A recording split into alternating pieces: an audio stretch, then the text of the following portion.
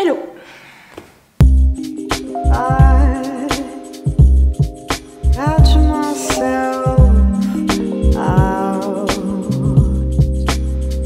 Ça fait maintenant 5 ans que je suis en Allemagne et du coup ça fait 5 ans que je suis des cours de langue.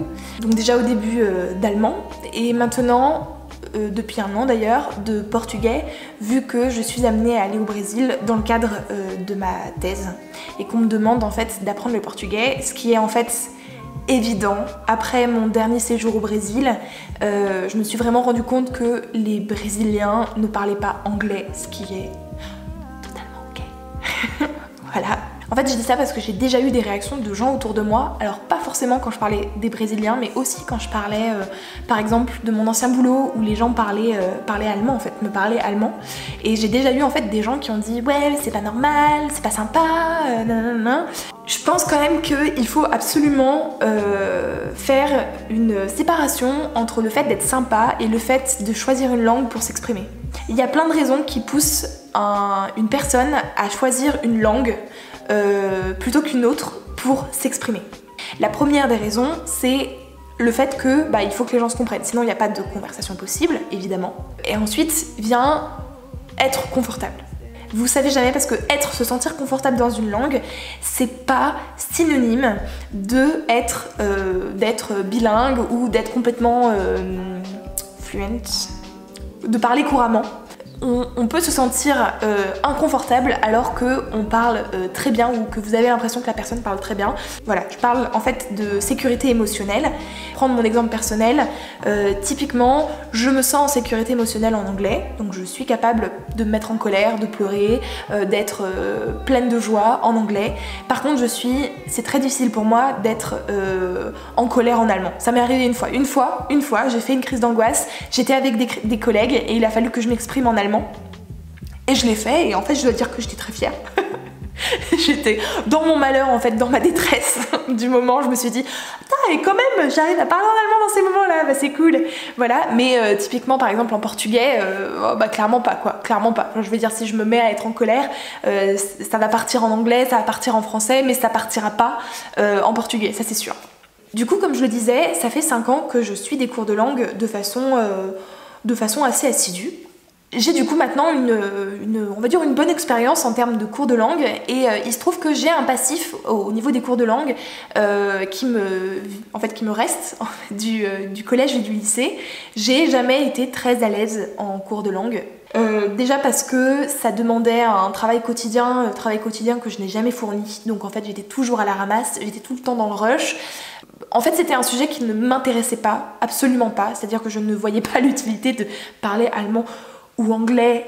Maintenant c'est mon premier outil de travail. Bref. En fait je suis quelqu'un au niveau de l'apprentissage, moi je donne cette analogie là, c'est-à-dire que moi on me pousse dans la piscine et j'apprends à nager quoi. En fait non, c'est pas qu'on me pousse, c'est que je saute dans la piscine et j'apprends à nager, voilà. Et les cours de langue c'est un peu ça, c'est-à-dire qu'il a fallu que j'attende en fait d'être en Erasmus pour me rendre compte que en fait parler aux gens c'est pas mal et je peux pas leur parler en français. Du coup je vais mettre aux langues. Et en fait du coup j'ai, comme je dis, j'ai sauté dans la piscine et j'ai appris à nager. Donc en fait j'ai appris à parler. L'anglais ça s'est fait clairement avec... j'ai pas pris de cours d'anglais. Donc ça s'est fait avec l'expérience. Et par contre j'ai appris l'allemand en cours. Donc j'ai pris des cours d'allemand quand j'étais en Erasmus et quand j'ai eu mon premier boulot et que les gens m'ont parlé en allemand dans ce boulot en fait, en plus du coup de ma pratique quotidienne de l'allemand, j'ai pris des cours intensifs en parallèle. Un cours de langue, une prof, un programme et puis un autre cours de langue avec un autre prof et un autre programme, et en fait les programmes sont toujours les mêmes. En fait j'en arrive à un moment là, maintenant, clairement, où je n'en peux plus, en fait je ne peux plus aller à un cours d'allemand. Pour la simple et bonne raison que en fait, je n'en peux plus de parler du fait que j'aime les légumes. Je n'en peux plus de discuter de la famille, des amis. Les sujets sont très lisses. Clairement, on apprend les bases et quand je dis base, c'est pas négatif, mais c'est évidemment tout le vocabulaire pour avoir une conversation de présentation, pouvoir un peu parler dans la vie quotidienne, mais clairement c'est rarement des sujets qui m'intéressent, donc comme la politique ou des choses comme ça. Et du coup, j'ai beaucoup de mal à m'intéresser, et autant en fait au début où j'ai pris des cours d'allemand et où j'étais quand même appelée par la nécessité de parler allemand et de débloquer au niveau de la parole, parce que c'était quand même ça mon premier problème quand j'ai commencé à bosser, c'est que je parlais pas, quoi. Voilà, je parlais pas. J'écoutais, je comprenais, en dessinant beaucoup, mais je comprenais. Mais par contre, je parlais pas. Voilà, je parlais pas. Ce qui est quand même... ce qui est un peu con, parce que communiquer dans le monde de l'entreprise, c'est quand même un truc qu'il faut faire à un moment, quoi. Voilà. Et en plus, il se trouve que le premier cours d'allemand que j'ai eu, pour le coup, les profs étaient très très bien et ont réussi en fait à parler politique dans le cours sans pour autant, et c'est là en fait qu'on arrive à tout le paradoxe, sans pour autant créer un endroit pas safe. On ne peut pas à la fois être dans un cours safe et avoir des conversations intellectuelles, parce que le problème c'est qu'à partir du moment où on a des conversations politiques, on est dans une opinion et on arrive sur le débat. Or, les populations généralement dans les cours de langue sont très hétéroclites, notamment dans les cours, quand vous prenez des cours pour parler la langue dans le pays dans lequel vous êtes. Donc là je parle des cours d'allemand, la population est très hétéroclite, ça peut être n'importe qui. En fait j'ai été en cours d'allemand avec des étudiantes européennes, avec des étudiants internationaux, donc extra-Europe, et j'ai été en cours d'allemand avec des réfugiés politiques, des personnes en immigration pour le travail, enfin vraiment...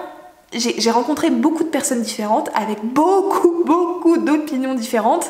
Typiquement, je me souviens en fait d'une conversation sur le mariage où on faisait un tour de table pour savoir notre position par rapport au mariage, genre est-ce qu'on voudrait se marier, est-ce que voilà c'est notre rêve et tout ça.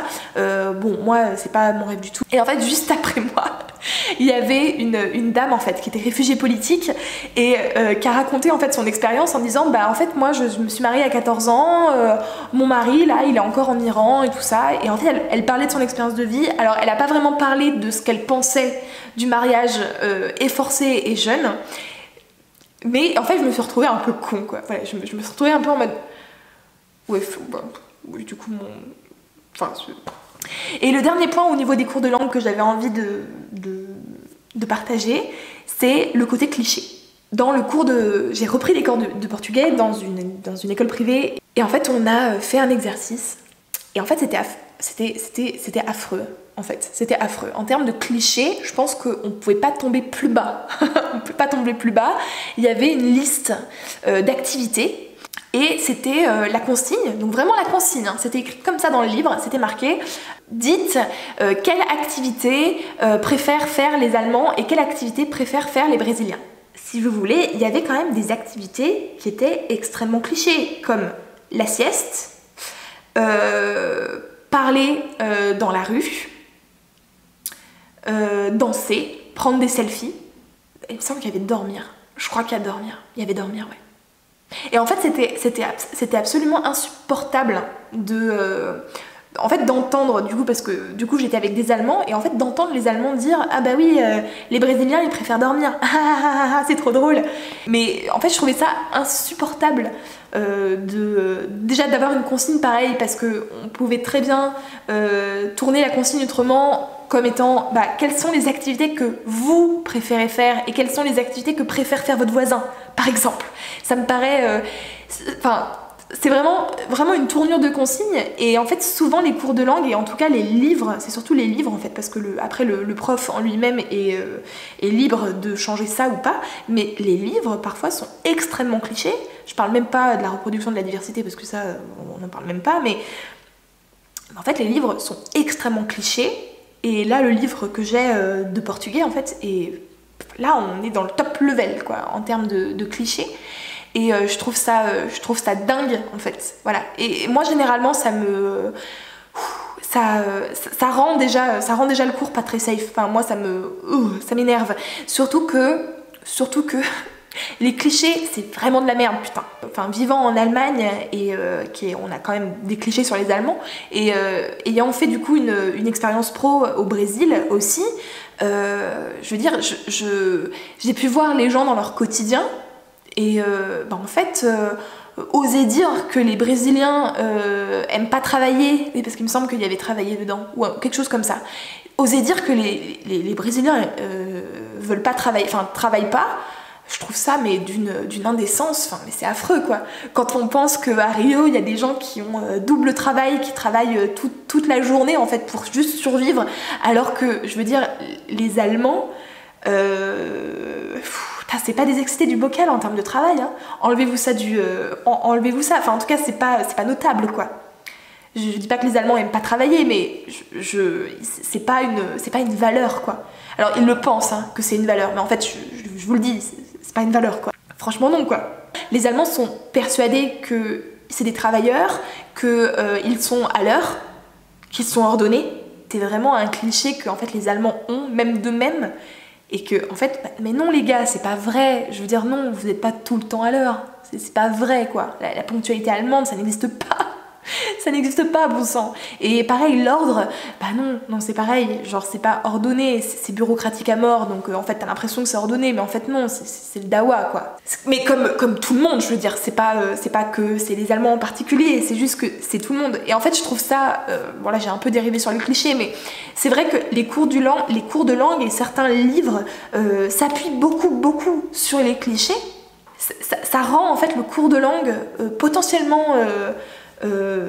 insécure et d'autant plus pas intéressant, parce que vous imaginez bien que moi discuter des clichés c'est pas le truc qui m'anime quoi. Ça m'arrive en fait, ça m'arrive des fois en cours de dire mais en fait non je suis pas d'accord. Une fois je l'ai fait ouais. Il y a des Allemands qui parlaient de la ponctualité, alors qui comparaient la ponctualité des Brésiliens et des Allemands sans être allé au Brésil avant, sans y avoir bossé avant, enfin bref, incroyable, fait des trucs, mais what, mais de quoi est-ce que tu parles? Et en fait, où il disait, oui, nous, en Allemagne, on est super ponctuels et tout, et en fait, et là, tu fais, non, que dalle. Mais les gars, j'attends à chaque réunion, je suis en avance, je suis à l'heure, voire en avance, et en fait, à chaque réunion, on démarre un quart d'heure plus tard, mais de quoi est-ce que tu me parles, là? Et mec, t'es jamais allé au Brésil? De quoi est-ce que tu parles? Voilà, je crois que j'avais besoin d'expulser ça, visiblement, c'était quelque chose que j'avais coincé en travers de la gorge. Mais dites-moi vous en fait, si vous avez aussi ce vécu-là dans les cours de langue. Bref, voilà, je vais m'arrêter là. Je vous dis à très vite pour une prochaine vidéo.